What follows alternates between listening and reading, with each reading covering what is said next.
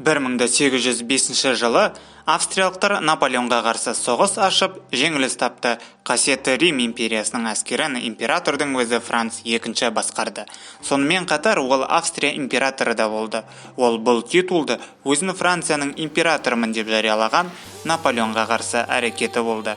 Австрия империясының басқа империялардан айырмашылығы аз болса да, бірақ қасиетті Рим империясы ерекше құбылыс болды. Ол императорға қызмет етуге ант берген жүздеген неміс тілді мемлекеттерден тұрды. Қасиетті Рим империясының ең күшті мемлекеті Австрия болды. Екінші бір күшті мемлекеті Пруссия болды. Себебі тек осы екі мемлекеттің ғана империя сыртында жерлері болды. Франциядан жеңіліс тапқаннан кейін Франц екіншіге қасиетті Рим империясы патшасы титулынан бас тартуға тура келді. 1806 жылы Наполеон империяны таратып жіберді.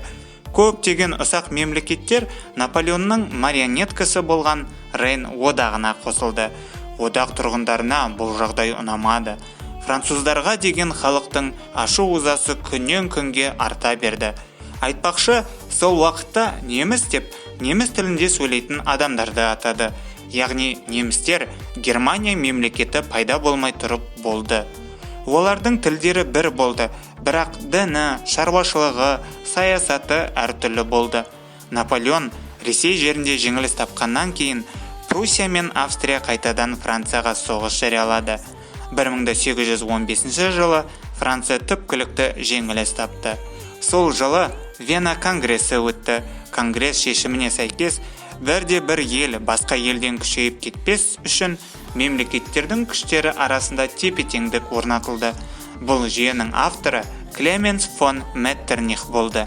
Конгресс шешіміне сәйкес Пруссия мына жерлерді алды, ал Австрия өзіне Италияның солтүстігін алды. Сонымен қатар Герман одағы құрылды. Бұл одақты президент, яғни Австрия императоры басқарды. Одаққа негізінен неміс мемлекеттері кірді және оны қасиетті Рим империясының мұрагері деп те атауға болады.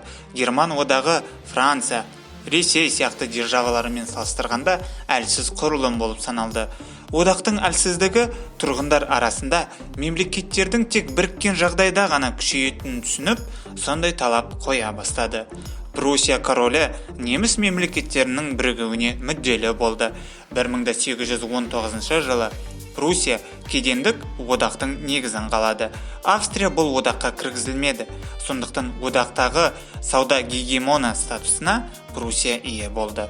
1848 жылы кедендік одақтың шекарасы мынадай болды. Сол уақытта Еуропада либералды идеялар кең тарады. Тұрғындар реформаларды талап етті.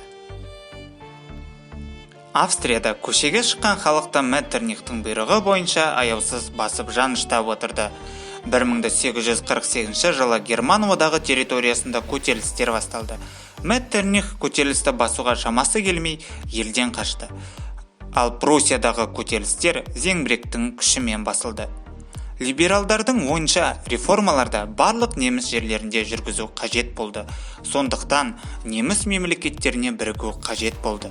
Осы мақсат үшін олар Франкфурт қаласында ұлттық жиналыс шақырды. Жиналыс шешімі бойынша Герман империясы құрылып, басшысы болып Пруссия королі Фридрих Вильгельм IV бекітілді. Алайда Фридрих бұл ұсыныстан бас тартты. 1849 жылы жиналыс таратылды. Бірақ та ортақ Герман мемлекетін құру идеясы халық арасынан қолдау тапты. Біріккен Германияны құрудың екі жолы болды. Klein Deutschland, кіші Германия, және Groß Deutschland, ұлы Германия. Бұл екі жолдың айырмашылығы Groß Deutschlandқа Австрия жерлері кірді, ал Klein Deutschlandке Австрия жерлері енбеді. Аталған жолдар герман национализмінің басты идеялары болды. Национализм саясаты тек Германияда емес, Италия жерінде де бұл мемлекеттің бытыраңқы болу себебіне байланысты қолдау тапты. Ал көп ұлтты Австрия мен Ресей сияқты мемлекеттер үшін национализм саясаты көптеген проблемалардың себебі болды. Ал австриялықтар болса Герман мемлекеттерінің бірігуіне қарсы болды. Сонымен қатар күшті Германия мемлекетінің пайда болуы Франция мен Ресей сияқты мемлекеттерге ұнамады. Тіпті Австрияға Пруссияның герман мемлекетін құру идеясынан бас тартыру үшін Ресеймен одақтасуға тура келді. Австрия мен Ресейдің одақтастығы 1854 жылы Қырым соғысында австриялықтар Ресейге көмектесуден бас тарту себебіне байланысты үзілген болатын. Бірнеше жыл өткен соң Австрия Франция мен Сардинияға қарсы болған соғыста жеңіліс тапты. Австрия әлсіреген сайын Пруссияның күші еселене берді. Пруссия көмір қорына бай болды. Ең күшті болат балқыту өнеркәсібі болды. Сондықтан аз уақыт ішінде индустрияландыру жүргізіп, шаруашылығын көтерді. Кедендік одақтағы басшылық та қосымша табыс көзі болды. 1861 жылы Фридрих Вильгельм IV қаза тапты. Оның мұрагері Вильгельм I таққа отырды. Келесі жылы ол Отто фон Бисмаркты Пруссияның президент-министрі қылып тағайындады.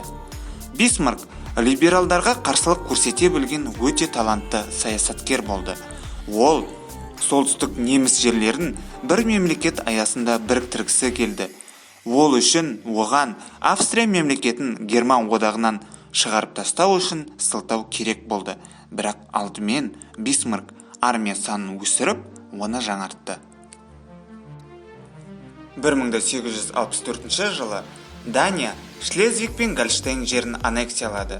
Бұл жерлер Герман одағына кіргендіктен Австрия мен Пруссия Данияға соғыс жариялап, тез жеңіске жетті. Шлезвиг Пруссияға өтті, ал Гольштейн Австрияға қосылды. Гольштейн жері Австриямен ортақ шекарасы болмағандықтан оған керек болмады. Сондықтан олар оны Пруссияның шекара маңындағы жерлеріне айырбастағысы келді.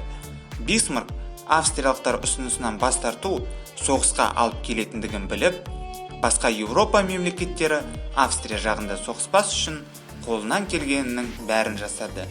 Ол жаңа құрылған Италиян корольдігімен одақ құрып, оларға Венецияны қайтаруға келісім берді. Франция мен Ресей соғыста бейтарап болу үшін өзінің дипломаттарын жіберді. 1866 жылы Пруссия әскері Гольштейн жерін басып алды. Көптеген неміс мемлекеттері Пруссияның бұндай саясатына наразы болды. Осылайша неміс мемлекеттері арасында соғыс басталды. 5 күннен соң Австрияға Италия соғыс жариялады. Пруссия ұсақ неміс мемлекеттерін тез жеңіп, барлық күшін Австрияға қарсы жұмылдырды. 2 ай ішінде Австрия әскері жеңіліс тапты.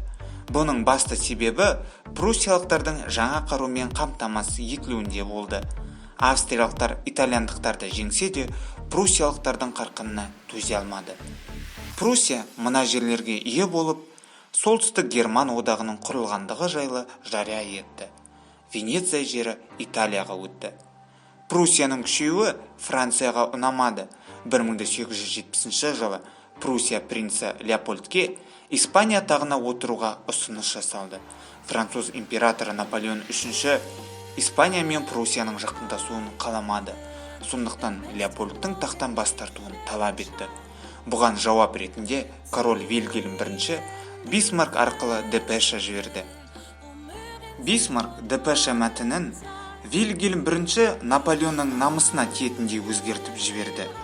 Депеша мәтіні халыққа жария етіліп, ызаға булыққан Наполеон Пруссияға соғыс жариялады. Францияның себепсіз соғыс ашуы Пруссияға барлық неміс мемлекеттері тарапынан қолдау табуына әсер етті. Француздар неміс әскерлерімен салыстырғанда сан жағынан да, сапа жағынан да төмен болды. Наполеон III тұтқынға түсті. Француздарда кезекті революция басталды. Немістер соғыста қиналмай жеңіске жетті. 1870 жылы Париждегі Версаль сарайында Герман империясының құрылуы туралы жария етілді. Жеңілген француздар репарация төлеуге және Эльзас Лотарингия жерін беруге мәжбүр болды. Герман империясы аз уақыттың ішінде мықты державалар қатарына қосылып, басқа континенттердегі отарлар үшін бәсекеге түсті.